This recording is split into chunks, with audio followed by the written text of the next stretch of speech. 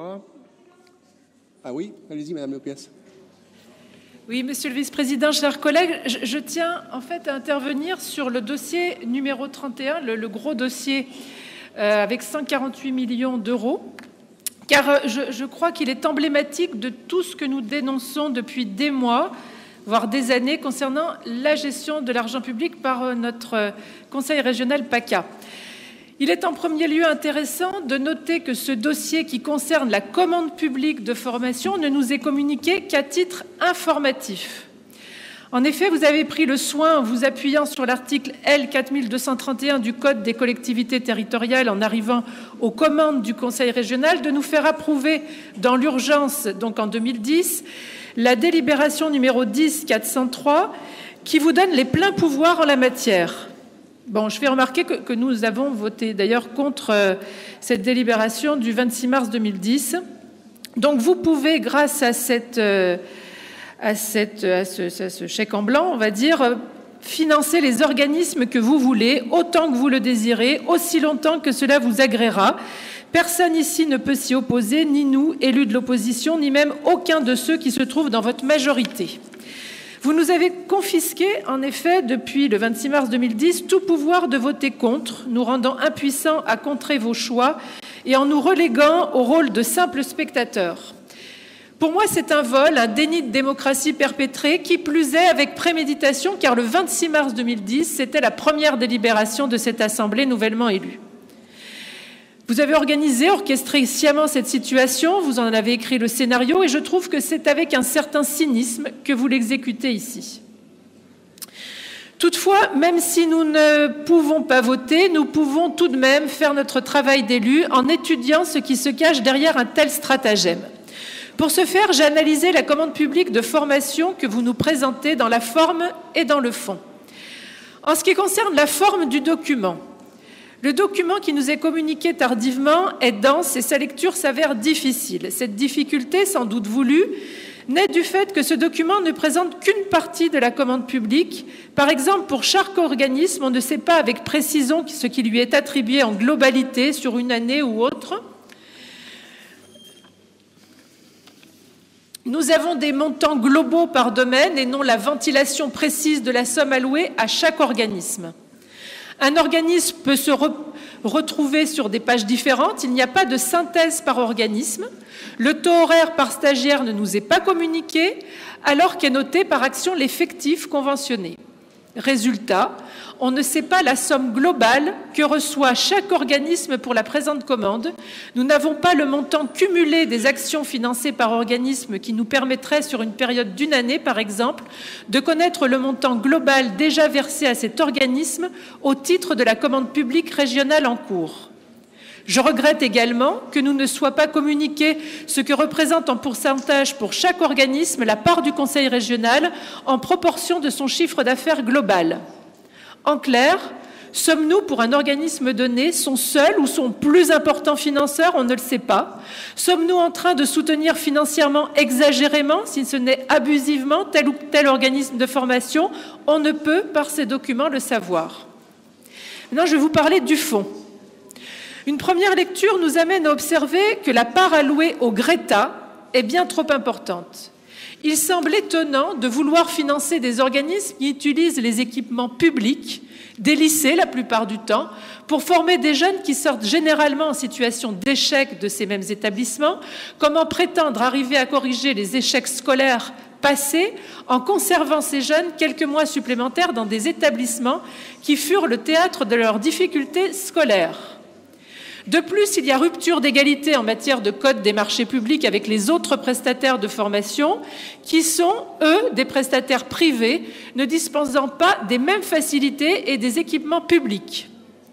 On peut observer qu'il est fait la part belle aux organismes d'éducation dite populaire et notamment aux fédérations des œuvres laïques de toutes sortes. Il est à noter aussi, d'ailleurs, curieusement, que Nice est particulièrement favorisée. Ces premières observations faites et compte tenu du nombre important d'organismes ne pouvant tous les étudier, j'ai décidé de procéder par sondage. J'ai décidé de me pencher tout d'abord sur 3 organismes recevant des sommes considérables au titre de la commande publique de formation et que nous trouvons dans la nouvelle commande que vous nous présentez aujourd'hui. Ces 3 organismes ont retenu mon attention car leurs représentants ont participé le 25 février 2010 à 18h à une réunion thématique sur la formation organisée par le comité de soutien de M. Michel Vauzel dans sa permanence électorale animée par vous, Madame Pascale Gérard, 11 place du 4 septembre à Marseille, dans le 7e arrondissement.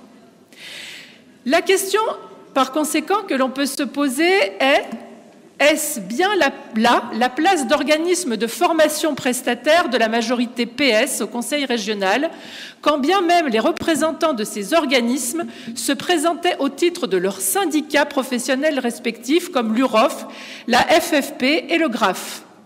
Pourquoi, à ce titre, participaient-ils à une action de soutien clairement politique?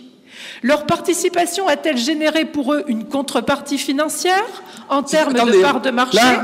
Là, vous êtes en train de passer les bornes. Hein. Pourquoi? Bon, parce que pour l'instant, je vous écoute. C'est une question, Monsieur le Vice-président. C'est une question. Et c'est un constat aussi. Non. C'est un constat. Je veux dire, un président de région peut à n'importe quel moment recevoir des gens qui représentent un syndicat professionnel. Qu'est-ce que ça veut dire, ça? Eh bien, parce que la question que je pose, c'est est-ce que leur participation a généré pour eux une contrepartie financière en termes de part de marché? C'est une insinuation scandaleuse. Non, c'est une question légitime. Non, madame. C'est pas une question, c'est une insinuation. Eh bien, c'est une question que nous nous posons en tant qu'élus de l'opposition. Ou alors a-t-elle conforté leur position de fournisseurs attitrés et donc privilégiés? Il est certain en tout cas qu'en participant, ces organismes continuaient à s'attirer vos bonnes grâces. Maintenant, qui sont ces organismes et combien leur alloue-t-on? Le premier est l'ACOPAD, Association du Centre d'orientation de psychologie appliquée et de documentation. Cette association est née en 1972. Elle est dirigée par M. Gérard Abbassi et présidée par François Ancy. Madame Gérard, vous avez l'air d'ailleurs d'apprécier la compagnie de M. Abbassi, que vous conviez volontiers à toutes les manifestations publiques sur la formation, organisées par la région, dont la dernière en date est celle du 13 mai dernier. Organisme de taille raisonnable avant 1998, avec des amitiés plutôt à droite, l'ACOPAD s'est développée de façon exponentielle à partir de l'arrivée du pouvoir socialiste au Conseil régional PACA. Sur les dernières commandes publiques allant de fin 2011 et dont le dernier marché se terminera le 17 juillet 2014, vous avez signé 68 conventions avec cet organisme pour un total d'heures stagiaires de 632 099 heures exactement. Dans ce chiffre n'est pas incluse une prestation d'orientation octroyée pour 360 stagiaires à Nice, que je n'ai pu chiffrer car le nombre d'heures par stagiaire n'était pas indiqué. Cet organisme s'est implanté dans le 13, dans le 83, dans le 84 et dans le 06. Il forme au premier savoir, au tourisme, au service à la personne, à la bureautique, à la petite enfance, à la conception et au dessin assisté par ordinateur, à l'infographie, au développement interne, à la vente, au sanitaire et social, au secrétariat, à l'assistance de vie, au commerce, à l'immobilier. Bref, une vraie liste à l'après-vert, une vraie multinationale de la formation en PACA. Et nous sommes évidemment son principal client. Si nous envisageons raisonnablement que vous leur avez payé, disons, en moyenne 7 € l'heure de formation stagiaire, c'est une hypothèse qui s'avère assez réaliste pour les professionnels, vous avez versé en moyenne 632 099 fois 7, c'est-à-dire égale environ 4,5 millions d'euros à l'ACOPAD, plus une action d'orientation pour 360 stagiaires que nous ne pouvons chiffrer, faute du global d'heures précisé dans les documents à notre disposition. C'est une jolie somme que nombre de PME régionales pourraient envier à une association apparemment modeste. On observe de plus que cette association s'est fortement développée, non pas seulement sur le plan financier, mais également sur le plan territorial, et notamment à Arles, où elle a mené 11 actions ces dernières années. Alors oui, il semblerait que la participation à la réunion du comité de soutien en 2010 a été une bonne chose pour le chiffre d'affaires de l'ACOPAD. Le deuxième organisme à participer à cette réunion fut l'ADREP, pour laquelle il nous est également demandé aujourd'hui d'avaliser un nouveau conventionnement très confortable financièrement. L'ADREP, dans sa forme initiale, était une association basée à Aix-en-Provence qui, avant 1998, tentait de survivre comme bon nombre de petites structures de formation. En 1998, Vor Formation Politique arrive aux commandes du Conseil régional. Le responsable de l'ADREP, Michel Faure, voit ses affaires prospérer. Le 28 décembre 1999, Michel Faure crée une société qui s'appellera aussi ADREP et qui prendra la forme d'une SCOP, Société coopérative et participative à conseil d'administration. Aujourd'hui, Michel Faure est partout où l'argent du Conseil régional semble affleurer, tant en termes de tourisme social qu'en termes de formation professionnelle. Il est le secrétaire général de l'association Pôle Tourisme de Territoire en Provence-Alpes-Côte d'Azur, gestionnaire du prix d'Est Caractère, financé grassement par le Conseil régional.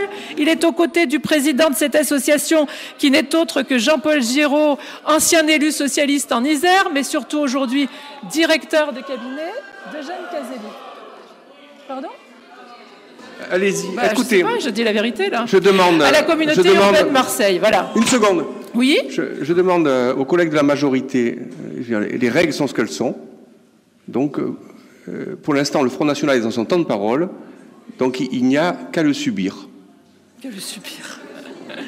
À subir la vérité. Alors, et combien a-t-on versé à la DREP ? C'est ce que vous attendez tous. Depuis la fameuse délibération de 2010 qui confie l'entière gestion de l'argent de la formation à M. Vauzel, une vétille, j'ai fait le calcul, de fin 2011 à 2014, vous lui avez versé environ 7 650 000 € pour 1 093 000 heures de formation. Mais comme si cette somme ne suffisait pas à notre bien doté ADREP, le 20 novembre 2009 fut créée une seconde société de formation sous forme de société anonyme coopérative qui va devenir administratrice de l'ADREP, Performance Méditerranée. Et là même où Michel Faure a installé le syndicat des organismes de formation qu'il a créé, le GRAF, au titre duquel il participa à la petite réunion de Mme Gérard au siège de campagne de M. Vauzel.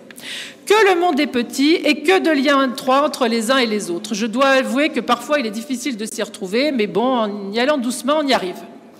Performance Méditerranée se voit aussi rapidement et richement doté par votre majorité. Voilà un organisme qui naît fin 2009 et qui déjà réalise plus de 2 300 000 € de chiffre d'affaires. Ainsi dire rien, une paille, juste de quoi améliorer son ordinaire. Là aussi, plus d'une petite PME pourrait être jalouse d'une si belle réussite. Sachez cependant, bonnes gens, que la fidélité au pouvoir féodal, cela paie, cela a toujours payé, mais là nous en avons à chaque page la démonstration éclatante. Dernier organisme dont le responsable a participé à cette fameuse réunion de février 2010 est l'ADEF, sous la responsabilité de Phyllis Génin, président de l'UROF-PACA actuel. Donc, quelles sont les retombées pour l'ADEF 4 ans plus tard ? Eh bien, elles sont bonnes, et même, je dirais, plutôt très, très bonnes. Là aussi, voilà un organisme qui est passé d'une situation financière plutôt moyenne à une situation, disons-le, très, très confortable. Pour la commande publique de formation précédente, vous lui avez attribué 680 025 heures de formation pour une enveloppe avoisinant les 4 800 000 €. Édifiant, mais tellement envisageable quand on a procédé au reste de cette étude.